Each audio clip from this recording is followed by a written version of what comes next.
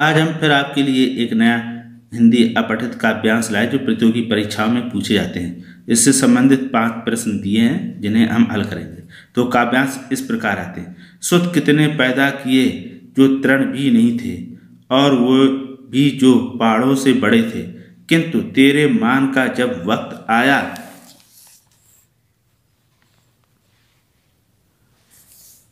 पर्वतों के साथ तिनके भी लड़े थे।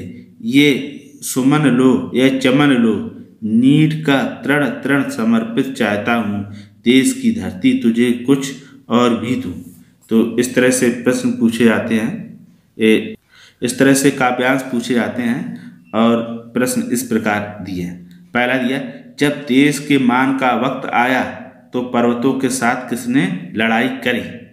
पहला विकल्प दिया सुमन ने, दूसरा दिया तिनकों ने, तीसरा दिया कांटों ने और चौथा दिया कोई नहीं। यानी जब देश के मान का वक्त आया तो पर्वतों के साथ किसने लड़ाई की।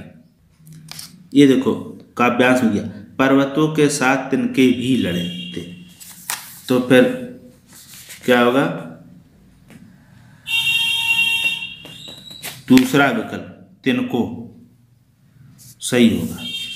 अब प्रश्न नंबर दूसरा, कवि किसके मान की बात कर रहा है। तो 4 विकल्प दिए हैं, मातृभूमि की, राष्ट्र की, देश की, तीनों की। तो सही उत्तर क्या होगा, इन तीनों की। फिर अगला प्रश्न, पहाड़ों से बड़े लोगों से कवि का क्या तात्पर्य है। पहला दिया महापुरुष, फिर दूसरा दिया सामान्य लोग और तीसरा दिया आम जनता और चौथा दिया कोई नहीं। तो यहाँ सही उत्तर होगा महापुरुष, क्योंकि यहाँ पर देखो दिया हुआ है सुत कितने पैदा किए जो तृण भी नहीं थे, और वे जो पहाड़ों से बड़े थे, किंतु तेरे मान का जब वक्त आया। अगला प्रश्न दिया, कविता क्या प्रेरणा देती है। तो विकल्प दिए हैं, देश के लिए संघर्ष करने की, देश के लिए बलिदान देने की, और दूसरा दिया दोनों, और चौथा दिया इनमें से कोई नहीं। तो तीसरा विकल्प सही होगा, अर्थात दोनों। फिर अंतिम प्रश्न, कवि किसके लिए अपना सर्वस्व समर्पित करना चाहता है।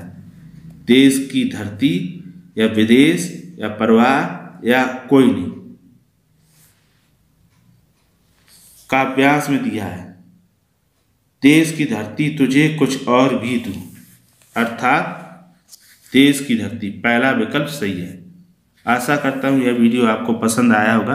अगर पसंद आए तो इसे सब्सक्राइब और लाइक अवश्य करें। आज के लिए इतना ही, धन्यवाद।